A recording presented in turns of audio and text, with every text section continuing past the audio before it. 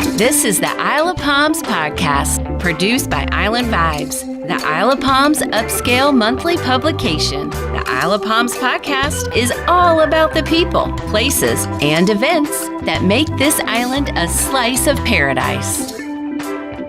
Welcome to the Isle of Palms Community Podcast, presented by Island Vibes, the pride of Isle of Palms today, tomorrow, and always. We are beginning a new series on Isle of Palms politics. I'm your host, editor Zach Giroux. Today, we're honored to welcome a very special guest, Isle of Palms Mayor Phillip Pounds. With the Isle of Palms election less than 2 months away, let's chat about your run for re-election. What motivated you to seek another term? All right, Zach, as you know, I come out of the corporate world, and when I was looking to give back to the community in some way, politics was not at the top of the list necessarily, but it's been a great 4 years as mayor and 2 years as council. But, 4 years goes relatively quickly in the grand scheme of things. And certainly at the municipal level, when you're, permitting and planning and trying to finance things, 4 years is really a blink. And while I feel good about what we've gotten done in the last 4 years, there's just more to do. And I would love to continue to be able to help the community and do that as mayor. What do you consider your key accomplishments during your first term? Zach, for a city council, fiscal responsibility or stewardship is really job number one.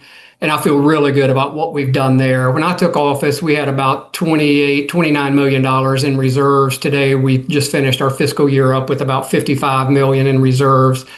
We've been able to get about a little bit over $13 million in grants and state budget help, which has been great and allowed us to, finish a lot of good projects on the island, whether it's been drainage or upgrades to our rec center or some other things. But, so fiscally, I feel really good about where we've come from. We've been able to pay off some debt.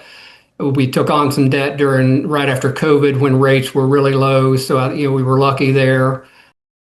So again, fiscally, I feel really good about what we've done. We've gotten some projects done around the island. I know you guys have covered some of them for us. And, whether it's been our new dock at the marina, we put in 5 beach access paths where there's been, drainage issues and standing water over the years, and built some boardwalks to allow people to access the beach quicker. Some of those have had ADA parking and structure, around them.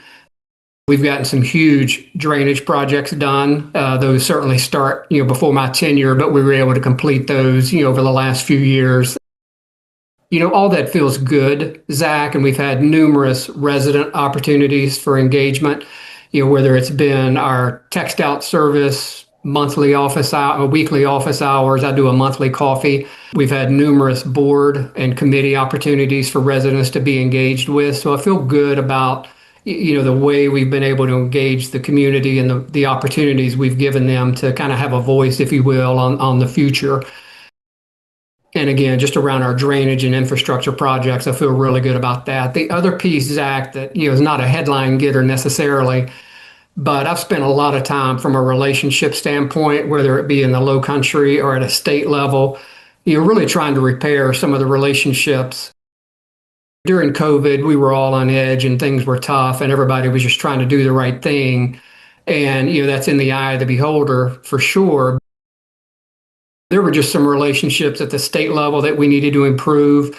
At the local level, we needed to improve. And those, Zach, that just takes day-to-day, hand-to-hand combat, if you will. Again, it's not, something you're doing in the headlines, and it's not something that gets a lot of attention, but it takes a lot of time to repair those relationships. You're doing it not with an ulterior motive, but it's just nice to have a relationship with somebody before you may have a need or before you're in a transaction with someone, so that, each side kind of knows where you're coming from.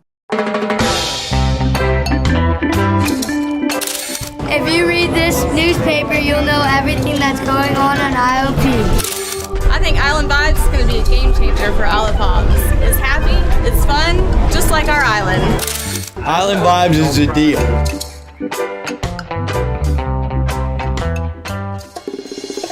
You're watching the Isle of Palms podcast.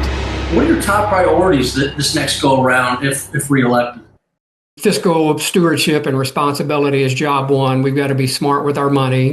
We make a living off of tourism, 4 to 5 months, pretty heavy out of the year. So we just have to be really smart about how we spend that money, where we spend that money. It's a tough balance to be a tourism destination, and have full-time residents at the same time. So trying to make sure there's quality of life for each of those parties. Fiscal responsibility is always at the top of my list. Pretty close second and third. We'll continue to chip away at some of the drainage and stormwater issues that we have on the island.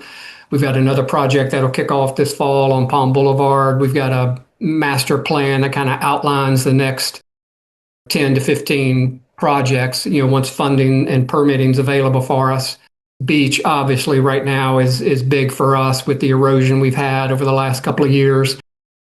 We're putting in permits this month, actually, for the next big beach renourishment. That'll be good for hopefully 6 to 10 years, somewhere in there. So you have to figure out, how do you pay for the next one? I mentioned earlier, we have, $50-ish million in the bank. Sounds like a lot, and it is. But this next project for us on the beach renourishment side is probably going to be in the $25 to $30 million range. Our budget's only $30 million a year, so that's a lot of money. And we feel like we have the next one covered, but we need help at the state level or the federal level. So we've also employed lobbyists. We've had state level lobbyists since I've been in office. We just employed this year a federal level lobbyist, to help us out there. That's a lot. I feel like I'm kind of throwing up on the screen with you, but there's a lot of priorities. The top thing on my whiteboard is to stay focused. It's strategy, it's longer term. Yes, there are day-to-day issues that we need to take care of, and our staff does a good job of that. There are some strategic, long-term, either financial needs or project needs that we certainly need to keep our eye on, and that's where I would tend to focus in my next term. Aside from the larger issues facing the island, what issues do you see residents are faced with sort of on a day-to-day issue?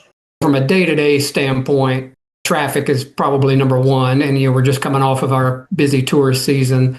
We've had some conversation about engaging in a traffic study. It originally started out just on the Isle of Palms, which I don't think does much for us. I think this needs to be a regional approach, with the county and Mount Pleasant and Sullivan's. If there's something we can do, whether it's light timing or, restriping the bridge or whatever it might be from a traffic flow standpoint, it's only 10 to 12 weekends out of the year where it's really tough. It's really 2 to 3 where it's really tough. Memorial Day, 4th of July, and Labor Day.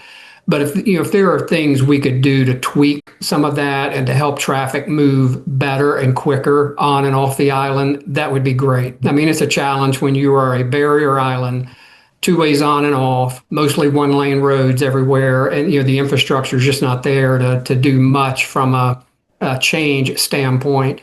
But I think if we attacked it more regionally and include these other parties that I mentioned, I think that might help us.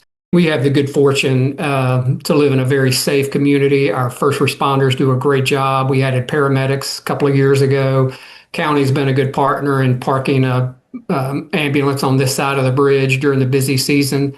I don't want to be Pollyannish, but I feel like most things day to day are in a pretty good spot. We've got a great team of staff that work for the city. We have a great group of first responders that take care of things. Our rec center is, a crown jewel, if you will, from a program and a quality of life standpoint. The marina, it looks great. We've got a little bit more work to do there from a green space and some additional parking lot fixes that we need to do over the next year or so. I really feel good from how we sit day-to-day standpoint. Council's focus really needs to be on the strategy and kind of the longer-term priorities, and let staff take care of the day-to-day responsibilities. How would you describe your leadership style to new residents or first-time voters? Well, and Zach, to your comment, new residents, since COVID, about a third of our population is new in the last 5 years. So it'll be a little bit different election this year, I think. A lot of young families came here during COVID when you could work and school kind of wherever you wanted to.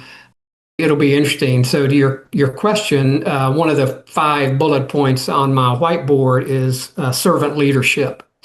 And to me, that's kind of the epitome of where I would like to fall on a scale, if you will, of where a leader stands. It's not about me, Zach. It's about serving this community and making sure you're giving the residents what they're looking for. I didn't come to council with an agenda. I didn't come to be mayor with an agenda. because it really is not my agenda anymore. It's really trying to understand what the residents of this community want, and trying to deliver on those conversations and promises and ideas and thoughts. That's what I would look for, in somebody leading me at a city level or a national level. Is it's not about me. It's really about serving the community and making sure you're bringing, whatever talents you may have to that. The other piece I have on my whiteboard, Zach, number one, actually is stay focused. Servant leadership's number two, because kind of to some of your questions, there's so many pieces, to run in a city, whether it's, to your comment, day-to-day activities, longer-term activities, financial, project-related. It is so easy to get diverted onto that day's fire, if you will. From a mayor or a council seat, it's really about staying focused on that longer-term strategy. I certainly appreciate your time with us. Best of luck in this coming election. Thank you, Zach. And remember, folks, early voting begins on October 20th through October 31st from 8:30 a.m. to 6 p.m. at the Isle of Palms City Hall and Recreation Center. Election day is Tuesday, November 4th. Polls open at 7 a.m. and close at 7 p.m. For all your news on Isle of Palms, please visit readislandvibes.com. Thank you for listening or watching the Isle of Palms podcast, produced by Island Vibes, the Isle of Palms upscale monthly publication. Find past and current episodes by visiting isleofpalmspodcast.com.